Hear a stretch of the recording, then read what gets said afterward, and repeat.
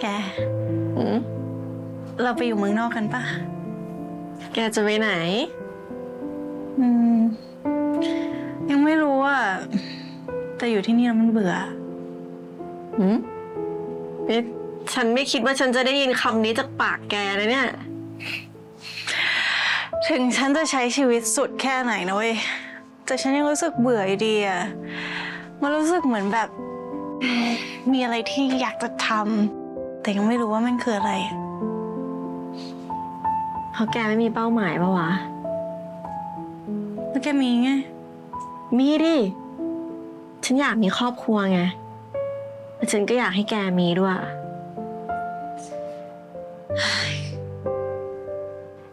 นี่แกจะไม่ล้มเลิกความคิดนี้จริงๆใช่ปะได้งั้นฉันจะเป็นครอบครัวให้แกเองยังไงวะฉันก็จะไปอยู่กับแกแล้วไปอยู่กับผัวแกด้วยอยู่กัน3 คนแบบนี้แหละแค่นึกก็สนุกแล้วไม่ว่าคิดได้ไงเพ้อเจ้อเฮ้ยแค่คิดก็สนุกแล้วไม่เอา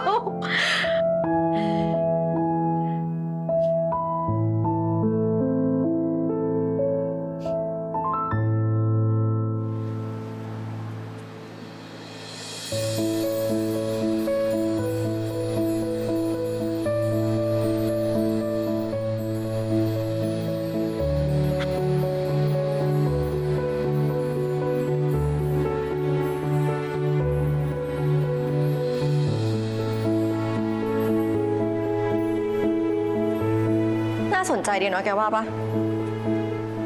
ก็เหมือนกันน่ะอยากเห็นหน้าเจ้าของผลงานมากกว่าก็เป็นคนยังไงถึงได้ออกแบบผลงานออกมาแบบเนี้ยสวัสดีครับสวัสดีค่ะผมเป็นตัวแทนคุณนิวที่จะมาดูแลคุณ2 คนวันนี้นะครับคุณนิวเหรอคะใช่ครับเป็นโฟลเดอร์ของที่นี่นะครับแล้ว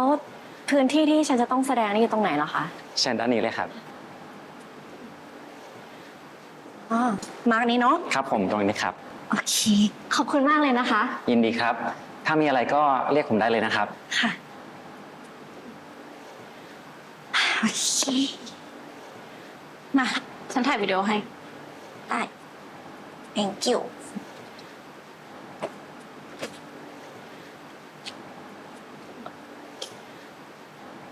bạc này nhìn trước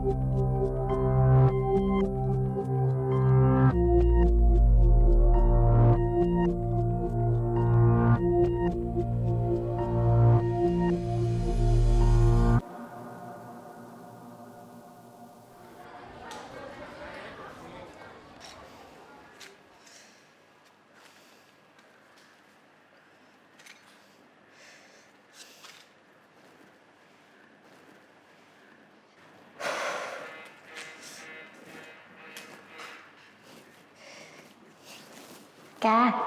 ฮัลโหลแกรถติดมากเลยว่ะไม่รู้จะติดอะไรนักหนาเนี่ยไม่เป็นไรใจเย็นๆมาไม่ทันไม่เป็นไรนะฉันจะรีบไปให้เร็วที่สุดแล้วกันแค่นี้ก่อนนะโอเค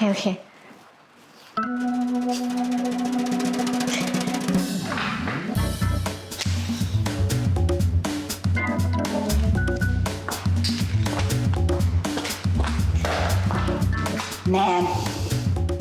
เราทำได้เครียดเหรอไม่ต้องเครียดเราทำได้เราเก่งอยู่แล้ว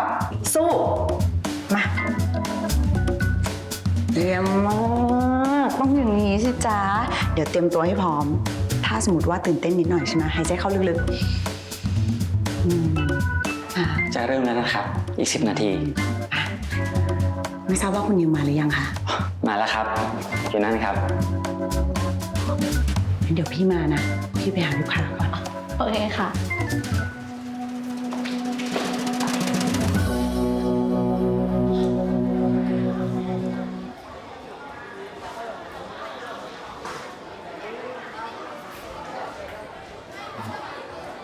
คุณนิวครับ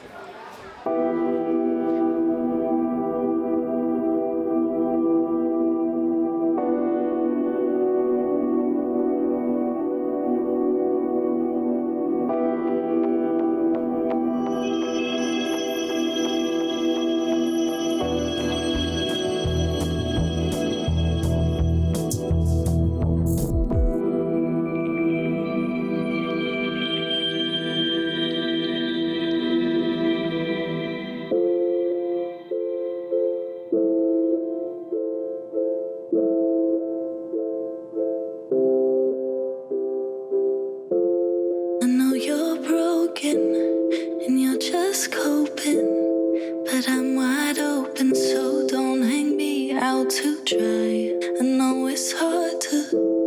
give up control, but just know it's hopeless. Trying to keep us apart when all we wanna do is give in. To keep us afloat when all we wanna do is dive in.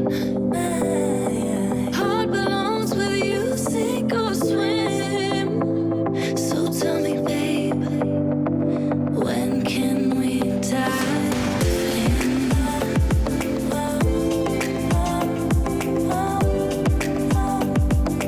When can we dive in?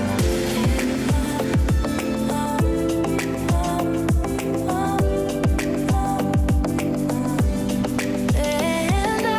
feel like I've known you forever and ever, as long as the sea held the tide in.